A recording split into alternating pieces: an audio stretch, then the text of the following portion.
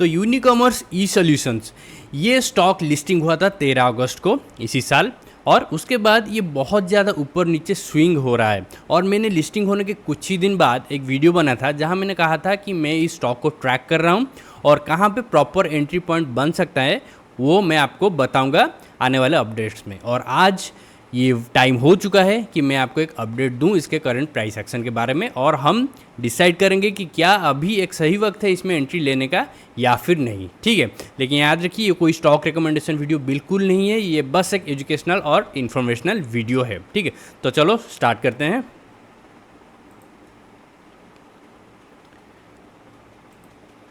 Okay, hello everyone, और financial affairs में आपका स्वागत है। तो देखिए ये है यूनिकॉमर्स ई सॉल्यूशंस और ये है डेली टाइम फ्रेम। ठीक है, और ये देखिए इस डेट को लिस्टिंग हुआ था 13 अगस्त 2024। ठीक है, तो हम पहले क्या करेंगे, हम इसका टॉप और जो बॉटम है मतलब हाईएस्ट और लोएस्ट पॉइंट है वो दोनों कंसिडर करेंगे, और उसके बाद हम फिफ्थ रिट्रेसमेंट यूज़ करके देखेंगे कि अभी उसका स्टेटस क्या है, कहाँ पे है वो, और उसके साथ मैं एंकर वीवर भी यूज़ करने वाला हूँ। तो देखिए सबसे पहले मैं लेता हूँ फिफ्थ रिट्रेसमेंट, ये हो गया टॉप और ये हो गया बॉटम में हाईलाइट कर दूंगा अभी एक मिनट में।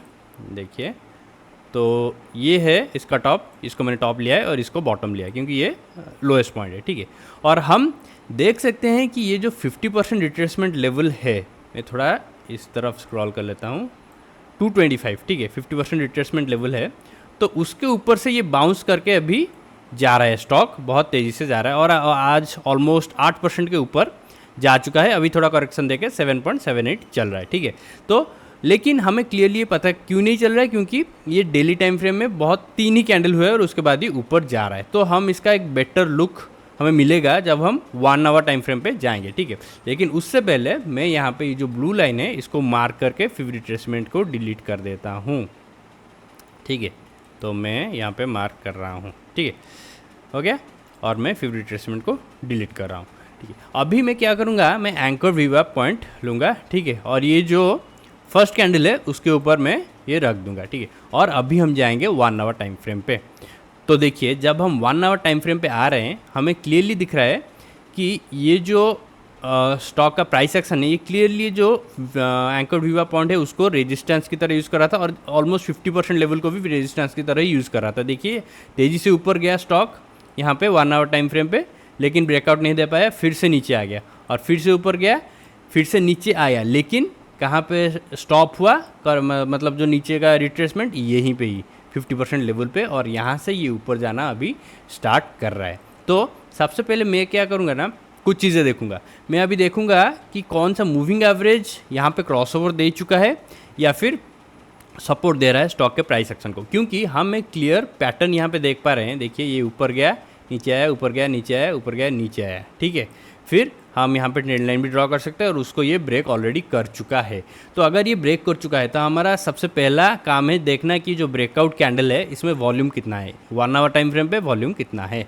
और देखिए ये 1 आवर टाइम फ्रेम पे वॉल्यूम कितना ज़्यादा है, दोनों ही कैंडल्स में, आज के दोनों ही कैंडल्स में वॉल्यूम कितना ज़्यादा है। और ये कहाँ पे फॉर्म हो रहा है, 50% लेवल जो ब्लू लाइन मैंने ड्रॉ किया है 225 के आसपास, वहीं पे ही फॉर्म हो रहा है। ठीक है, और अभी देखते हैं कौन सा मूविंग एवरेज सपोर्ट दे रहा है। पहले 30 डब्ल्यू में देखते हैं। तो देखिए 30 डब्ल्यू में हमें डायरेक्टली ये बता रहा है कि यहाँ पे क्रॉसओवर हो चुका है, एंकर वीवर लाइन जो ब्लैक कलर है उसका, और ये रेड 30 डब्ल्यू में लाइन का। ठीक है, और ये पूरा कोइंसाइड कर रहा है यहाँ पे 50% फिफ्थ रिट्रेसमेंट लेवल पे, तो इसको हम एरिया ऑफ कॉन्फ्लुएंस भी कह सकते हैं। ठीक है, और अगर मैं जाऊँगा 15 मिनट्स टाइम फ्रेम पे तो ये जो पैटर्न फॉर्म है इसका और एक क्लियर पिक्चर हमें मिल रहा है। ठीक है, अप डाउन होके ये जो पिक्चर पैटर्न फॉर्म हुआ है ये क्लियरली हमें दिख रहा है। ठीक है, और मैं यहाँ पे ड्रॉ कर लेता हूँ। ठीक है, और फिर ये ऊपर जाना स्टार्ट हुआ है। तो अगर मान लेते हैं टेक्निकली ये एक सही वक्त है इसमें एंट्री लेने के लिए, तो आपका प्रॉफिट टेकिंग टारगेट कहाँ पे रहना चाहिए, तो मैं कहूँगा कि अभी जो एंट्री पॉइंट है ये बहुत ही आइडियल है, क्योंकि आप एक टाइट स्टॉप लॉस लगा सकते हैं। कहाँ पे, ये जो यहाँ पे लो फॉर्म हुआ है यहाँ पे इसके थोड़ा सा नीचे। ठीक है, तो मैं क्या करता हूँ, मैं यहाँ पे ये डाल देता हूँ, देखते हैं कितना परसेंटेज स्टॉप लॉस आपका लगेगा, फिर रिस्क टू रिवार्ड रेशियो आपको समझ में आ जाएगा। थोड़ा सा नीचे से यहाँ पे रख सकते हैं हम। तो स्टॉप लॉस हो जाएगा हमारा 219। एंट्री पॉइंट अगर मैं मान के चल रहा हूँ, इस टाइम पे रिकॉर्डिंग हो रहा है, यहाँ पे अभी प्राइस चल रहा है 242.30, ठीक है। अगर आप वहीं पे भी एंट्री लेते हैं, स्टॉप लॉस रख सकते हैं 219.38, 219.23 ऐसे ही रख सकते हैं, ठीक है। तो फिर ये तो हो गया 9.62% का स्टॉप लॉस। तो प्रॉफिट कितना होना चाहिए? तो प्रॉफिट डिसाइड करने के लिए मैं वापस यूज़ करूँगा फीव रिट्रेसमेंट को, ठीक है। फिर हम चेक करेंगे। मैं फिर से हाई और लो को ज्वाइन करके ड्रॉ कर रहा हूँ, और हमारा सबसे पहला प्रॉफिट टेकिंग टारगेट रहेगा कहाँ पे? इन दोनों लेवल्स के बीच में। तो हम 305 या फिर राउंड अप 300 भी लेके चल सकते हैं। तो मैं यहाँ पे 300 लेवल पे ही एक ड्रॉ कर लेता हूँ, एक लाइन, ठीक है। ये हो गया 299, 300, ठीक है। यहाँ पे मैं एक लाइन ड्रॉ कर लेता हूँ, ठीक है। तो अभी हमें क्या करना है? तो ये एक लेवल हो गया। दूसरा लेवल अब 200% के आसपास रख सकते हैं, तो 340, यहाँ पे भी मैं और एक लाइन ड्रॉ कर लेता हूँ, ठीक है। और अभी मैं फिर रिट्रेसमेंट को डिलीट कर देता हूँ ताकि चार्ट थोड़ा क्लमजी ना बने, ठीक है। चार्ट व्यू, ठीक है। और अभी हम मेज़र करेंगे कि कितना परसेंटेज रिटर्न हुआ। तो अगर मैं इसको टारगेट को लेके यहाँ पे अलाइन करता हूँ, तो ये हो गया 23.7% रिटर्न। तो 24% आप मान के चल सकते हैं अगर आप, क्योंकि वो ऑफिशियल एक्चुअली दिखा रहा था टेक्निकली 304 और 305। अगर मैं 305 भी ले लेता हूँ तो ये हो गया 25%। तो 9.6% का रिस्क और रिवार्ड है 25% का, ठीक है। तो कितना हुआ? 1:2.5 हम कह सकते हैं। तो ये बहुत ही अच्छा स्विंग ट्रेडिंग का टारगेट हमारे लिए बन सकता है। और फिर अगर मैं इसके दूसरे टारगेट के पास जाऊँ, इसको मैं स्ट्रेच करके अगर यहाँ तक ले लेता हूँ, तो ये हो गया 39.7, 40%, ठीक है, 340 के आसपास। तब हमारा रिस्क टू रिवार्ड रेशियो क्या हो गया? 1:4, ठीक है। तो 1:2.5, 1:4, ये दोनों बहुत ही अच्छे प्रॉफिट टेकिंग टारगेट्स हैं यूनिकॉमर्स ई सॉल्यूशंस के लिए, ठीक है।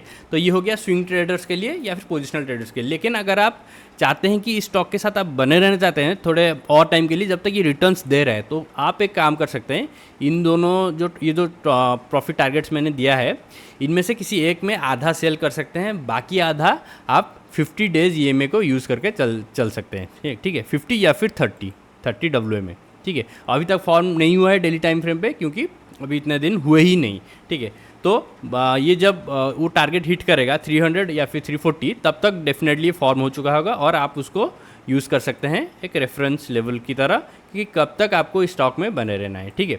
तो ये था overall strategy Unicommerce e solutions को ट्रेड करने के लिए, ठीक है। और अगर आप इसमें थोड़ा लॉन्ग टर्म इन्वेस्टेड रहना चाहते हैं, तो डेफिनेटली वही सेम स्ट्रैटेजी यूज़ कीजिए। 50 EMA को ट्रैक कीजिए। जब तक ये उसके ऊपर है, 50 EMA ऊपर की तरफ मुड़ा हुआ है, तब तक आप इसमें रह सकते हैं। जब ये 50 EMA को ब्रेक करके नीचे आएगा, 50 EMA को रेजिस्टेंस की तरह यूज़ करेगा और ये नीचे की तरफ मुड़ जाएगा 50 EMA, आप पूरा एग्जिट ले सकते हैं, ठीक है।